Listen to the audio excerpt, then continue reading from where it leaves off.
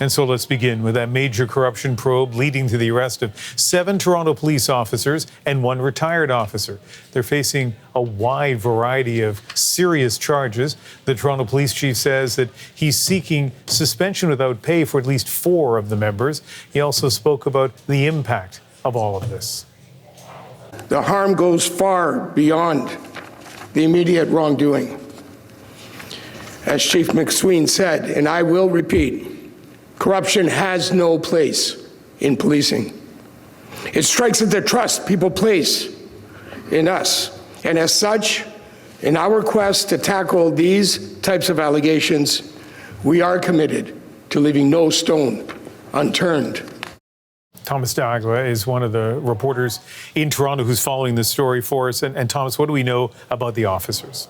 Ian, it's been difficult to obtain the specific charge sheets from court that normally you can go and get in regards to any accused person appearing facing criminal charges. But in this case, one of our colleagues here at CBC News went to the courthouse here in downtown Toronto and was told those charge sheets are blocked from the public for the time being, which is highly unusual. But I can tell you this morning I did attend the virtual court appearance for Toronto Police Constable Tim Barnhart, who investigators allege is central to this conspiracy. He is accused of selling confidential information to an alleged organized crime figure identified as Brian DaCosta, someone who allegedly ships fentanyl to Europe.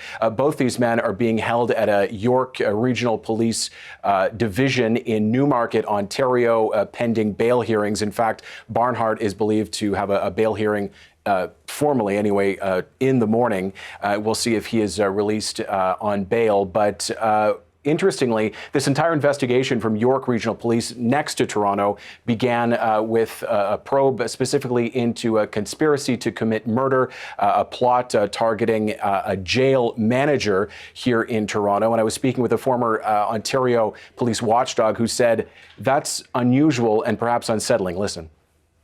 That it wasn't Toronto that got York involved to do an investigation of Toronto officers. This happened to be York that stumbled across all kinds of misconduct by Toronto officers. It's very troubling because you've got 7 Toronto officers who are involved, and there was never a complaint within Toronto of what those officers were doing.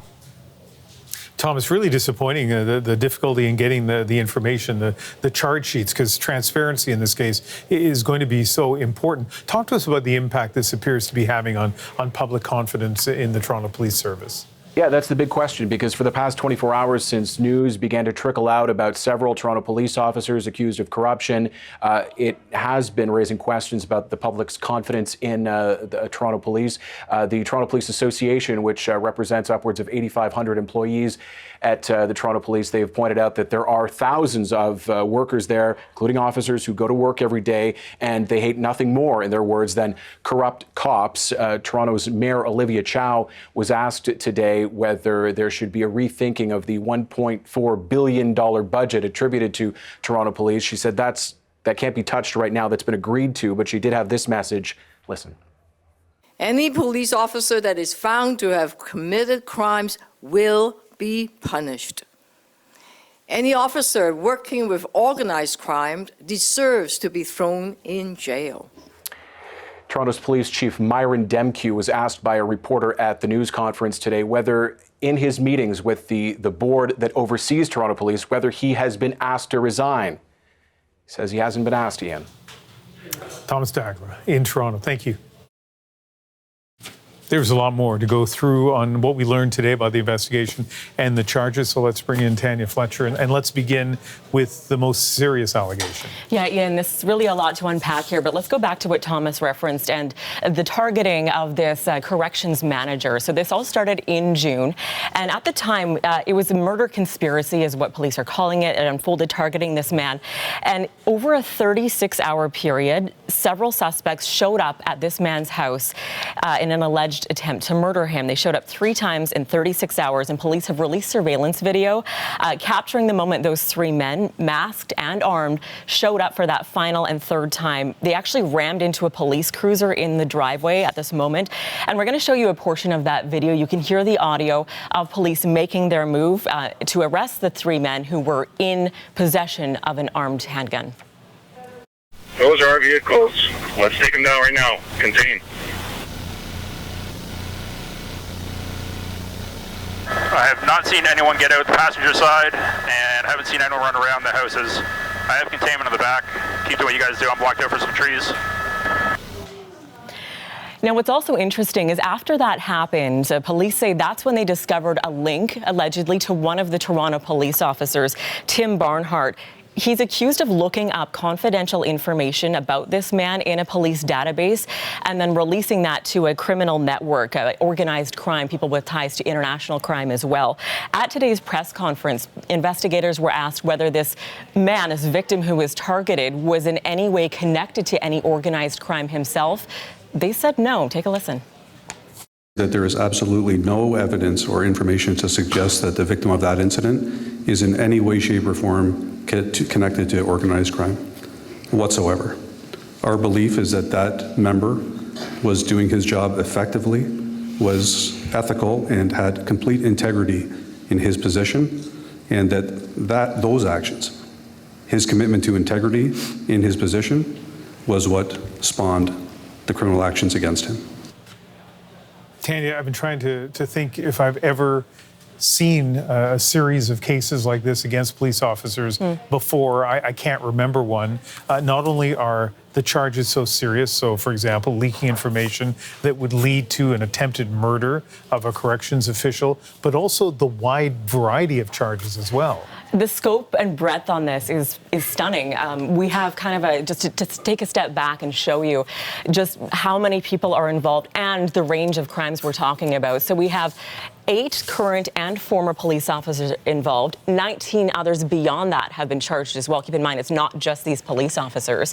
And here are the officers. So we've got one retired constable and his son as well, who's a current member of the police force. So that's another interesting parallel here.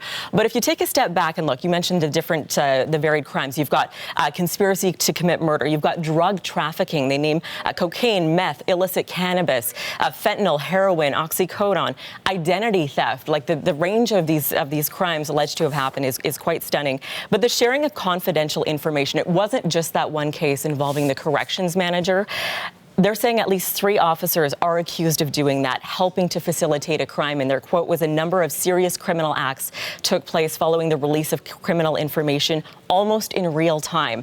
So that includes extortion as well, commercial robberies, multiple shootings. We have video that police released today of these 7 shootings that kind of were a spin-off of those initial crimes. They took place from June to September, so they spanned 3 months over the summer, all in the York region. And investigators believes these shootings were able to be carried out because that confidential information was obtained by some Toronto police officers and disseminated to these criminal networks, some with international ties. And in some cases, they say, police officers were offered bribes for that information. Another stunning revelation as well I want to mention is the theft of personal property from a police facility. So this actually happened a few weeks ago, and there was an arrest in this case earlier in January. But one of the police officers we're talking about today was accused of taking a substantial amount of personal information from a police facility. Unclear if that means, for example, the evidence locker. We've asked York Police to clarify that. We haven't heard back yet, but they say driver's licenses, health cards, passports were all taken illegally in this case. Ian. Yeah, so many different kinds of corruption, but all joined together by the charges against 7 police officers and 1 retired police officer announced today. Thank you very much.